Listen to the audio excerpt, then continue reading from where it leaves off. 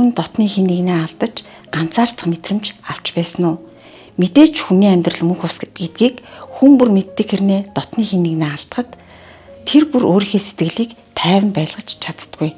Миний хувьд 4 жилийн өмнө нөхрөө өвчнөө улмаас алдаж билүүсэрч хоцорсон. Хэдийгээр би ханийгаа асарж, хамгаалж, халамжилж, сэтгэл зүйн бэлтгэлтэй байсан хэдий ч яг өнгөрсний дараа нь маш их ганцаардчихсан.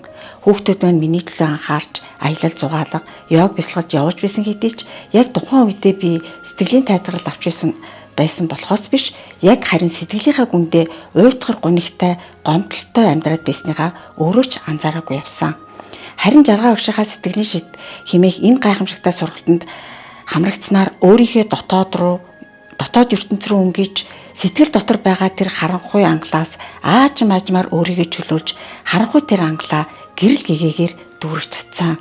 Энэ сургалтанд сууснаар сэтгэл гэдэг эрхтэнтэйгээ илүү ихээр танилцж өнгөрсөн үеийн гомдолтой амьдралаа өнгөрсөнд нь үлдээж одоодоо оршиж ирээдүйн сайн сайхан амьдралыг өөрөө бүтээж болно гэдгийг мэдэрч өнөөдөр би аз жаргал дүүрэн сайхан амьдарч байна.